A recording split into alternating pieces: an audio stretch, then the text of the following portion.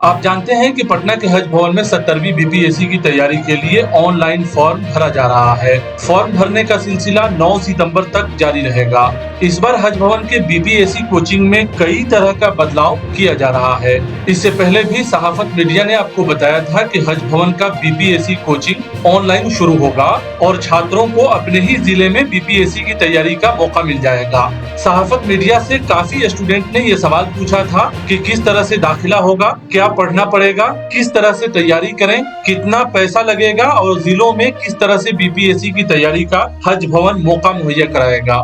आज उन सभी सवालों का जवाब आपको इस वीडियो में मिलेगा, तो वीडियो को आखिर तक देखिए और इसे शेयर कीजिए ताकि दूसरे छात्र भी इसका फायदा उठा सकें। पहली बात यह है कि हज भवन में 150 छात्रों को रिहायशी कोचिंग जिस तरह से कराई जा रही थी उसी तरह से इस बार भी कराई जाएगी। 150 छात्रों में 50 सीट महिलाओं के लिए रिजर्व है, यानी 50 लड़कियों का दाखिला होगा और हज भवन में 150 छात्रों को रखकर उनकी तैयारी कराई जाएगी। जो लोग बीपीएससी का पीटी पहले निकाल चुके हैं या दूसरे कंपटीशन में क्वालिफाई कर चुके हैं, अगर वो हज भवन कोचिंग में दाखिला लेना चाहते हैं तो उन्हें एंट्रेंस टेस्ट नहीं देना होगा, उनका सीधे दाखिला हो जाएगा। 70वीं बीपीएससी की तैयारी के लिए एक बार ही एंट्रेंस टेस्ट होगा और उसमें कामयाब छात्रों का दाखिला पीटी, मेंस और इंटरव्यू के लिए हज भवन कोचिंग में हो जाएगा। जो छात्र 70वीं बीपीएससी का पीटी क्वालिफाई नहीं कर पाएंगे उन्हें बाद में वहां से निकाल दिया जाएगा और मेंस की तैयारी के लिए उनकी जगह पीटी पास करने वाले छात्रों को हज भवन कोचिंग में मौका दिया जाएगा।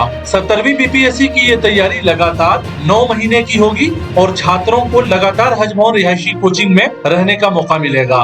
ये कोचिंग पूरी तरह से मुफ्त होगी, जिसमें किताबें, notes, test series, library, internet के साथ साथ देश के टॉप टीचरों से पढ़ने का मौका मिलेगा। इसके अलावा जो यहाँ से पास कर चुके हैं उन बड़े पुलिस अधिकारियों के साथ छात्रों को इंटरेक्शन का मौका हासिल होगा। छात्रों को हज भवन में अपने खाने पीने का खर्च खुद उठाना होगा और हर छात्र को इसके लिए 4500 रुपए महीना अदा करना होगा। उन पैसों में उन्हें नाश्ता, दिन और रात का खाना मिलेगा। एंट्रेंस टेस्ट के बाद दाखिला मुकम्मल होते ही छात्रों की क्लासेस शुरू हो जाएगी। यहाँ पे Haj Bhavan coaching and guidance cell में एडमिशन्स के लिए एडमिशन प्रोसेस शुरू हो चुका है। ऑनलाइन एप्लीकेशंस इनवाइट किए गए हैं और एप्लीकेशंस आने का सिलसिला जारी है। अभी 9 तारीख़ तक, 9 सितंबर तक एप्लीकेशंस इनवाइट किए जाएंगे। इसके बाद दाखिला टेस्ट का इनेकाद होगा। दाखिला टेस्ट के बाद जो बच्चे मेरिट में आएंगे, यहाँ पे जो हमारे पास जो कैपेसिटीज़ है उसके हिसाब से हम लोग बच्चों का इंतखाब करके प्रीलिम्स एग्ज़ामिनेशंस के लिए उनकी कोचिंग का सिलसिला शुरू करेंगे। हम उम्मीद रखते हैं कि इंशाल्लाह 23 तक ये दाखिले का अमल मुकम्मल हो जाएगा और उसके बाद बाज़ाब्ता क्लासेस का आगाज़ हो जाएगा। इस बार के दाखिले में हम लोग कुछ नई चीज़ों को हम लोगों ने इंट्रोड्यूस किया है। उसमें पहली चीज़ ये है कि जो बच्चे हमारे यहाँ बीपीएससीज़ का इंटरव्यू दिए हुए हैं या मेंस क्वालिफ़ाई किए हुए हैं या फिर यूपीएससीज़ का पीटी और मेंस क्वालिफ़ाई किए हुए हैं या सीडीएस का जो एग्ज़ाम होता है या असिस्टेंट कमांडेंट का एग्ज़ाम होता है यूपीएससीज़ के ज़रिए से, या फिर Bihar police subordinate service commissions के ज़रिए से जो पुलिस सब इंस्पेक्टर के एग्ज़ाम्स होते हैं प्रीलिम्स और मेंस के, अगर वो मेंस के तक के लेवल को बच्चे अगर कोई क्वालिफ़ाई किए हुए होंगे और सिर्फ फिज़िकल एफिशिएंसी टेस्ट में छठे होंगे तो ऐसे स्टूडेंट्स को स्पेशल हम लोग वेटेज देंगे और कोशिश ये होगी कि उन लोगों को डायरेक्ट बिना दाखिला टेस्ट के एडमिशन हम लोग दें।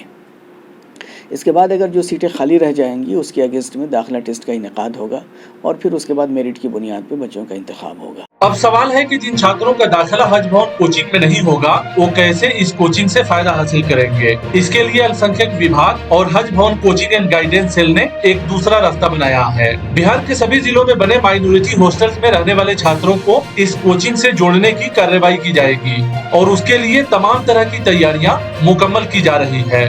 Haj Bhavan coaching and guidance cell का कहना है कि क्लास शुरू होने से पहले सभी जिलों के हॉस्टलों में ये व्यवस्था यानी ये सिस्टम बना दी जाएगी कि छात्र ऑनलाइन लाइव क्लास से जुड़ सकें। यानी जो छात्र अल्पसंख्यक हॉस्टल में रहते हैं, अगर वो बीपीएससी की तैयारी के ख्वाहिशमंद होंगे तो उन्हें हज भवन उन्हीं के हॉस्टल में ये सहूलत मुहैया कराएगी, जहां वो स्मार्ट क्लास के जरिए हज भवन से लाइव कोचिंग कर सकेंगे।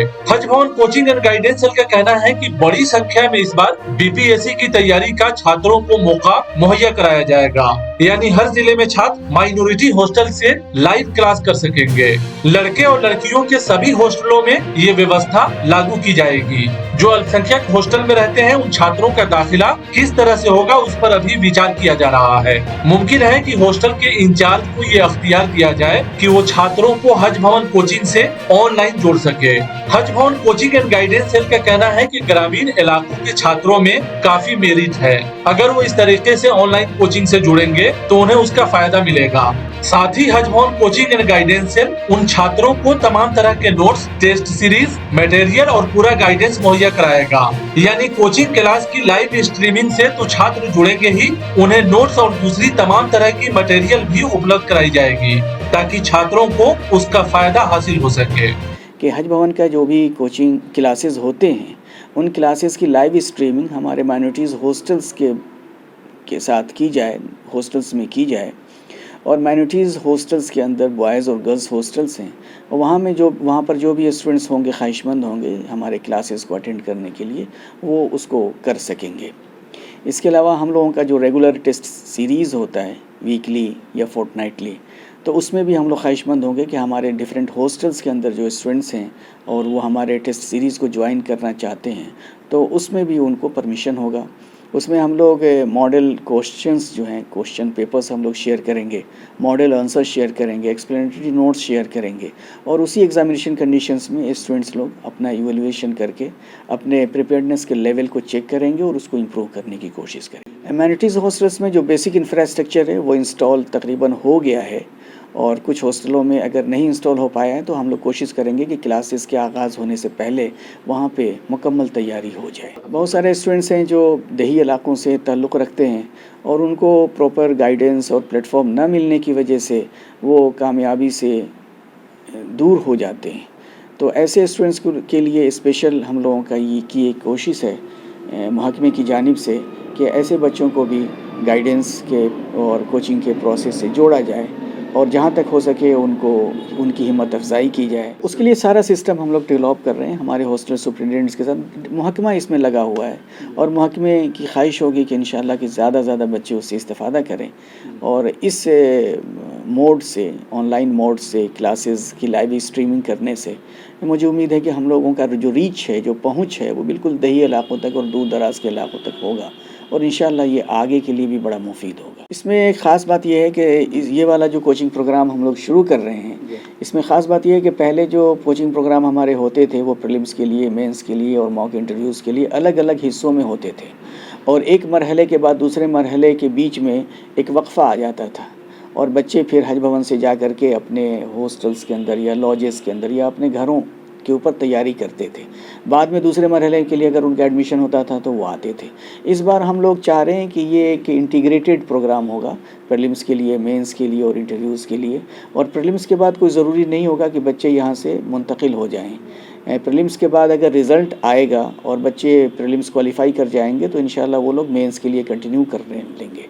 ऐसे बच्चे जिनका प्रीलिम्स नहीं हो पाएगा उनको ही सिर्फ डिसकंटिन्यू किया जाएगा और उसके बदले में ऐसे बच्चे जो बाहर रह करके प्रीलिम्स क्वालिफाई करेंगे मेंस के लिए उनको हम लोग इनरोल करेंगे और जो बच्चे भी मेंस क्वालिफाई करेंगे इंशाल्लाह उनको इंटरव्यूज़ की तैयारी के लिए फिर इनरोल किया जाएगा और इसमें बीच में ब्रेक नहीं आएगा। जो भी बच्चे यहाँ पे आते हैं तो उनका क्लासेस होते हैं, टेस्ट सीरीज़ होते हैं, स्टडी मटेरियल्स हम लोग देते हैं, इसके अलावा टेस्ट बुकलेट्स देते हैं, एक्सप्लेनेटरी नोट्स देते हैं। इसके अलावा कुछ और स्टडी मटेरियल जो बहुत ही इंपॉर्टेंट होता है वो हम लोग प्रिंट करा करके या बाइंड करा करके हम लोग देते हैं। ये सारी चीज़ें फ्री में होती हैं, उनकी रिहाइश फ्री होती है। यहाँ लाइब्रेरी फैसिलिटीज़ है, नेट फैसिलिटीज़ हैं, ई लाइब्रेरीज़ की फैसिलिटीज़ है। इसके अलावा जो भी हमारे क्लासेस हैं, लेक्चर्स हैं, मटेरियल्स हैं, ये सारी चीज़ें फ्री में होती हैं। लेकिन बच्चों के खाने का उनसे पैसा लिया जाता है और खाने का यहाँ पे नज़्म होता है तीनों वक्त का। नाश्ते का यहाँ पे इंतज़ाम होता है, दोपहर के खाने का और रात के खाने का, और तीनों वक्त के खाने के बाद 2 वक्त चाय हम लोग देते हैं। और इस बार हमारा प्रोग्राम है कि हम चाय के साथ शाम में असर की नमाज के बाद हल्का नाश्ते का भी नज़्म करेंगे इंशाअल्लाह। तो इस पूरे खर्च का ज़िम्मा बच्चों के ऊपर होता है, और इसके लिए हम लोग 4500 रुपये फ़ीकस बच्चों से लेते हैं, और उसमें ये सारे इंतज़ामात हम लोग करते हैं। इसका एक फ़ायदा ये होता है कि बच्चों को खाने पीने के तमाम चीज़ों से आज़ाद होकर के तैयारी का मौका मिलता है। कैंपस से बाहर जाने की ज़रूरत नहीं पड़ती है, उनकी तमाम तर ज़रूरतें यहीं पूरी हो जाती हैं, एकेडमिक भी और नॉन एकेडमिक भी।